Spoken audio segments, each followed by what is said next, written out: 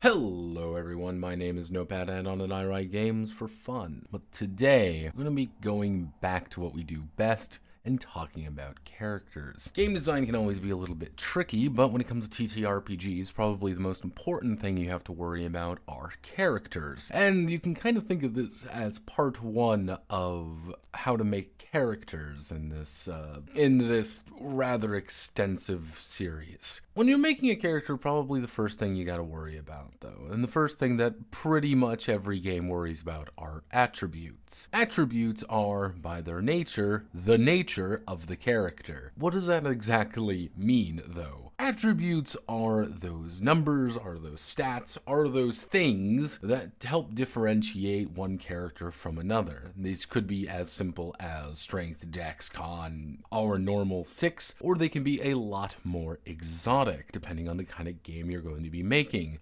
Attributes are also pretty much the first time a player is going to be interacting and making their character. The first things you do are roll up your attributes, roll up your stats, roll up your things, and when it's the first thing that a player is going to encounter. But let's start at the top. Attributes are an inherent aspect of a character. I have 10 strength, that means I am stronger than someone with 5 strength. These can be just about anything. I'm not going to sugarcoat that. But how do you make these? How do you make attributes? How do you write them down? How do you make them them? Well, I'm going to give you a secret here. There are 3 things that you need to worry about. 3 major aspects that you need to consider when you are making your attributes. Physical, mental, and originally I had this written down as social, but I think personal would be a little bit more accurate. These 3 aspects not only cover your major parts of a character, but also parts that need to be addressed one way or another. Let's take it from our favorite Dragon game. Dragon game has strength, dex, constitution as our physical attributes. You use strength, you use con, you use dex. Easy as can be. Mental attributes. You have wisdom and you have intellect. Cool, what do those do? Those do things. They give us spell slots, they give us abilities, they make us see better, they make us do things. And we have charisma as our personal one. These can be named in a plethora of different ways.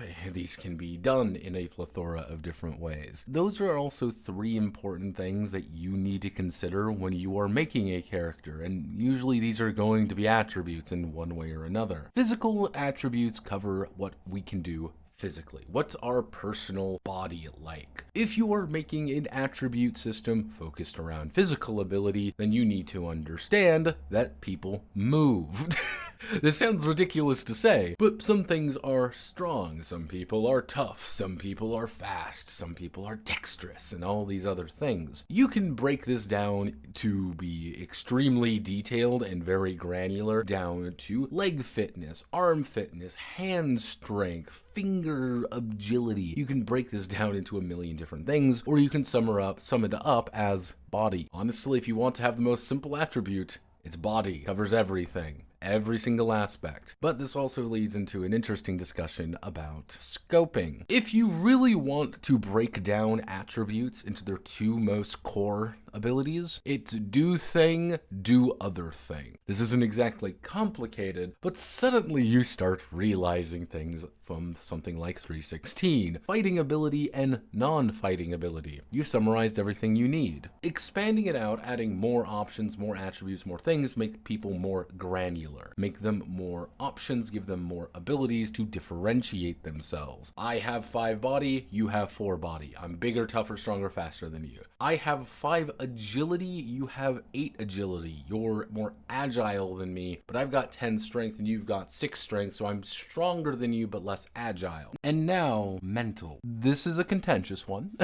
I'm not going to lie, these are contentious. What is intelligence? What is wisdom? Probably an age-old debate you've probably seen and will see continuously going through everything. Mental attributes can be really complicated. The reason why mental attributes are complicated because it is a lot more on a person. It is on the player. A smart player can do smart things because they are a smart person. And a dumb player character is a dumb character, and sometimes that's hard to roleplay, especially so vice versa, where someone stupid is playing someone very smart. But something that's very important to note about any kind of mental attribute, this is in context of the world. This is very difficult to understand, but I'm going to give you all a secret. I want to ask you all a very important question. Do you know Faerunic Common? Come on, do you know it? Do you know Faerunic Common?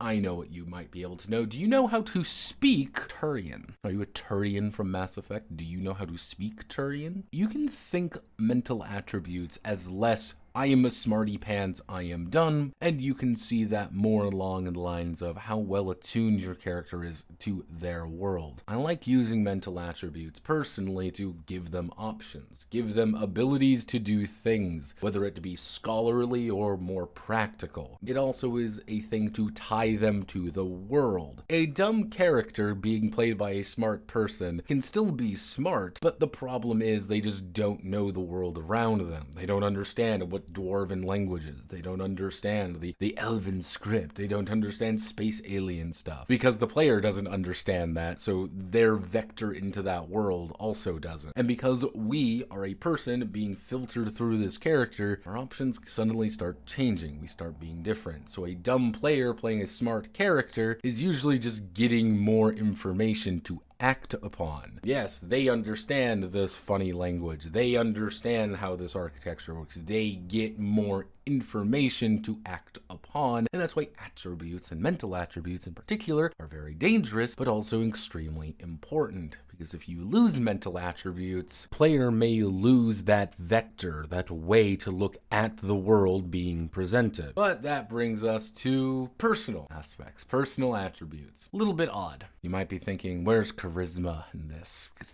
charisma! And I think we've all encountered the gross, sweaty nerd playing a bard or some other person who is just not charismatic trying to play one. At the best of times, it's an endearing quality that people find enjoyable. At the worst of times, it's I roll my 20 charisma, give me what I want via mind control. Personal attributes should not be that. Personal attributes are not the idea, not the concept of being better. You are still an avatar. You are still in the there. Things like charisma, things like aura, things like that ability to manipulate people is important because ultimately you're playing a game and sometimes you don't want to roleplay every conversation out. This does bring up a very important aspect of you can actually offload these. You want to offload your mental and social aspects, your mental and personal, I should say. You want to offload those, put them in skills. We'll talk about skills next time, but the idea is you can say, okay, instead of being smart, you have skills saying you're smart. Instead of being personable, you have skills saying your character is better with common people, better with business, better with that. I think this plays into a much larger aspect about these past three, which is the fact that you need to determine what method you're planning on going with. Because physical, mental, and personal is not just what they are, but also your approach to them. You have a physical attribute spread. That means it is what the character is. He is bigger, he is tougher, he is more attractive, he has better eyesight, he has things that are physical and immediate. More mental attribute spreads. The idea there is that it's the psychology of a character. Them being there in the world. They are a titanically strong person because they are in that world. They are an extremely well-read person in that world. Mental attribute spreads are about being in the world. And finally, personal attribute spreads are about what they can do, what they are doing, and what the player can do with their character. To be honest, Dungeons and Dragons, while having a majority of physical and mental attributes, is actually pretty personal. Because you want to know what those attributes do? Strength gives you a bonus to hit. Con gives you extra health. Intelligence and wisdom give you extra spell slots. Because that's what the game is. It's personal. It's about a very mechanics-driven one. And you can break down those three into that. What is my character like? How does my character interact with the world? And how mechanical can I make it? Because Yeah, that's what charisma, that's what wisdom, that's what intelligence, that's what some of these attributes do, is they're just purely mechanical abstractions to make sure that we understand that I have an extra spell slot, you don't. But this does lead, I've been saying that a lot, but let's talk about naming. Naming conventions are very important to this. Why is naming very important? Let's talk about intelligence and education. We've got the concept of intelligence versus education. 98% of times, 99% of times, these two attributes will be used for the exact same purpose. But we've immediately changed the entire premise of it. Intelligence is something more physical, something more natural. You are a naturally smarter person than somebody else. You are naturally a better person than somebody else. Your character is there. It is a physical, it is a personal attribute. On the flip side, you have education. Education is more of a how long have you been in school? How much education have you received? I have 3 masters and a PhD. Yeah, I have a higher education than the guy who didn't graduate high school. Those are two very different attributes serving the same purpose of, hey, what the hell does this architecture look like? Can I read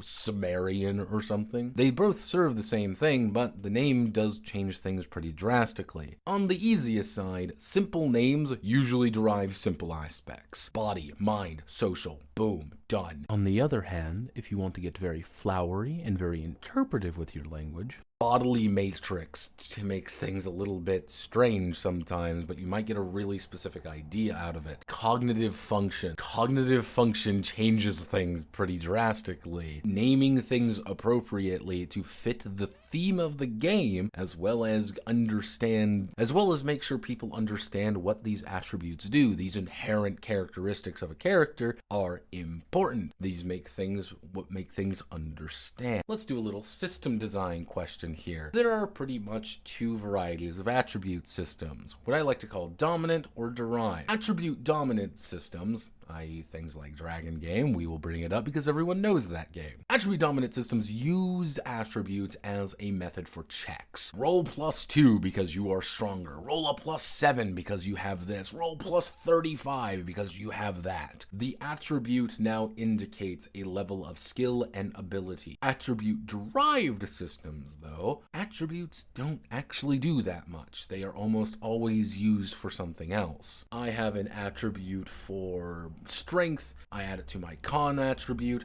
that determines my max HP. Do I roll my strength? Do I roll my con? No, they simply exist. They are over there. We know about them, but are they important for us? No, maybe not. Our intelligence makes sure that we factor into what our perception score is. Our dexterity and agility might influence an initiative rating. Something more exotic, some very exotic attribute system. Generally speaking, often stranger attribute systems are less about strange attributes and more about changing the names to be more personal or to change the nature of them.